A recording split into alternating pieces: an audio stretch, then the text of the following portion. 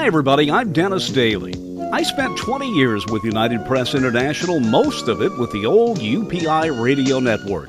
And my favorite assignment was going on the road producing and hosting American Montage. It was an hour-long weekly program. Now here's an edited version of one of those shows. Mention Indiana or Indianapolis to anybody around the world, and they'll probably talk about the Indianapolis 500. I sat down to eat at a restaurant on the island of Malta one time, and they had American hamburgers. They had a California burger, a Cajun burger, and an Indianapolis 500 burger with a little checkered flag stuck in the top of the hamburger bun. This time around, we go back to an American Montage broadcast where we go to the Indy 500, talk about the pace car, the radio network that has carried the coverage, and also take a spin around the track with Jay Leno, who drove that year's pace car. It was a Chevrolet Monte Carlo, and I talked to General Motors' Don Parkinson about the importance of sponsoring the pace car and about the classic Monte Carlo itself. I can't describe it on radio, but my favorite Monte Carlo was usually in black or dark purple, probably late 70s, early 80s. The back of it was slanted down like that. Does that... Well, there's a lot of the cues. A beautiful car over the years. Yeah, I remember those, and there's a lot of that cues that you're talking about in the new car. We have the long hood, short deck. We have the trunk lid that has a little bit of that old brand character in it. We have, of course, the strong wheel ellipses and a little bit of that front end kick that the old Monte Carlos used to have. So there's a lot of presence, a lot of heritage here.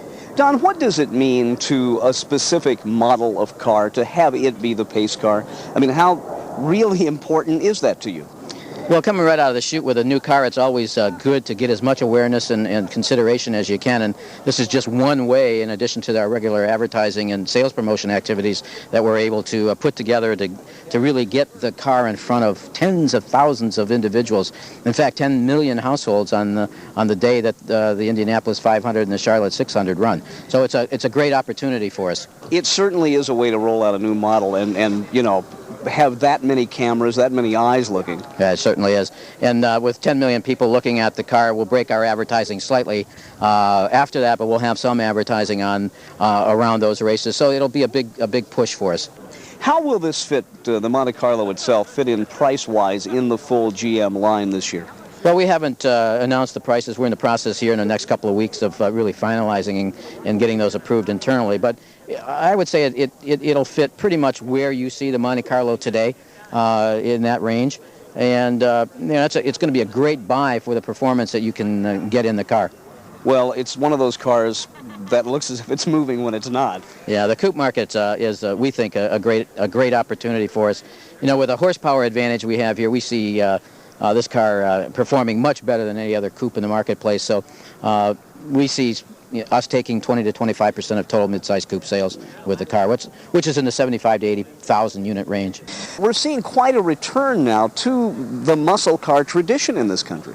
Well, yeah, muscle car performance, but performance in a different vein. I think total performance is what people are after now. It's not only straight line acceleration, but it's also ride and handling, quietness, and the amenities that come with it. And we've wrapped all of this up in the package that you see here today. It's interesting you say that, because as I'm thinking back to some of the big cars of the 60s and when I was out of high school and in college, they had that big throaty look, but they also had that big throaty sound, and they weren't exactly all that comfortable.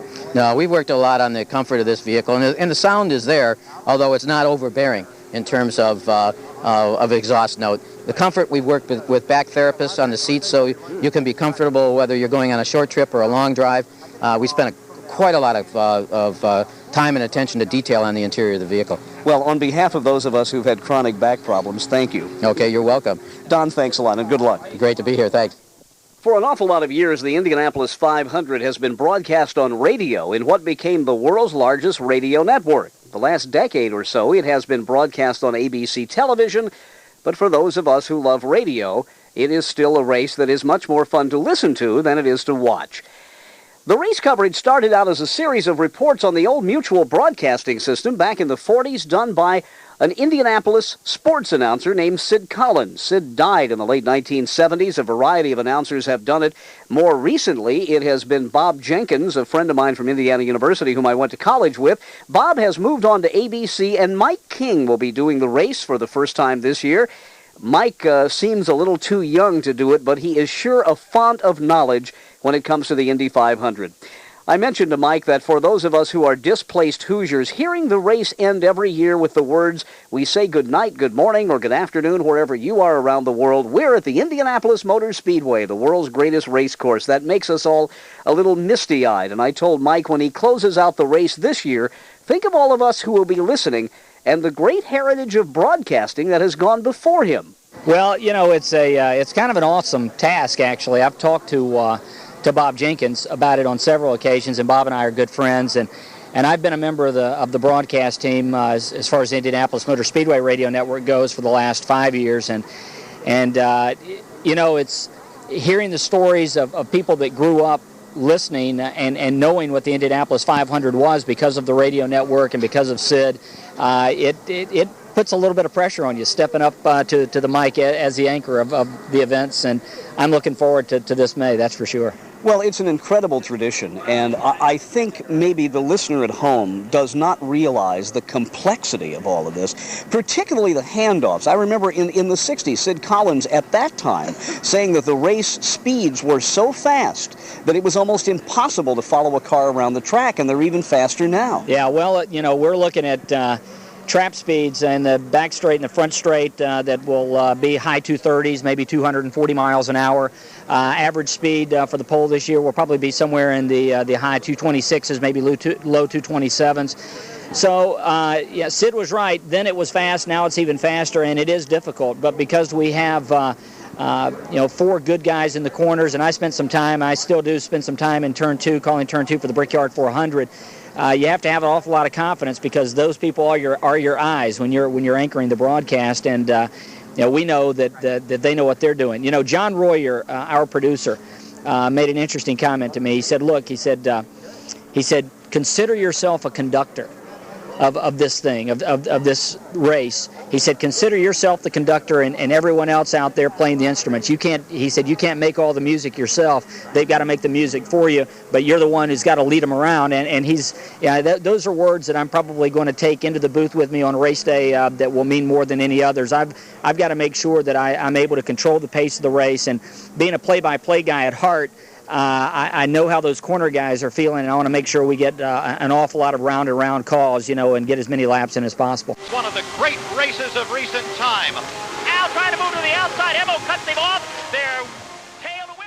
As I mentioned, Jay Leno drove the pace car that year, and he let some of the reporters there take a lap around the track with him. We went over 100 miles an hour, and I saw the track from a very different perspective. Let you listen in on the conversation as Jay Leno, kind of looking over at me and not where he was driving, safely got us around the track at Indianapolis.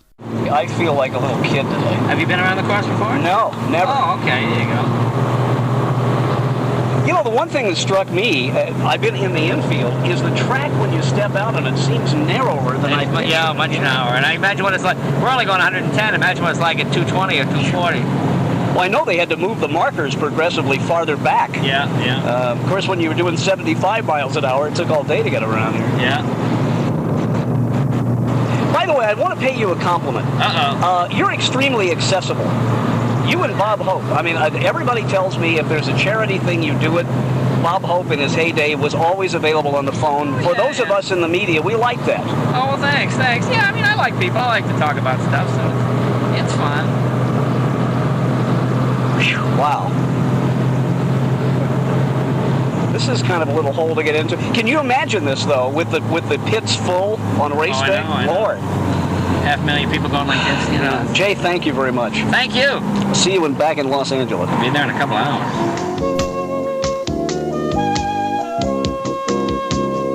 And there you have it, another edited episode of one of the American Montage programs prepared for the UPI Radio Network back in the 1980s and 90s.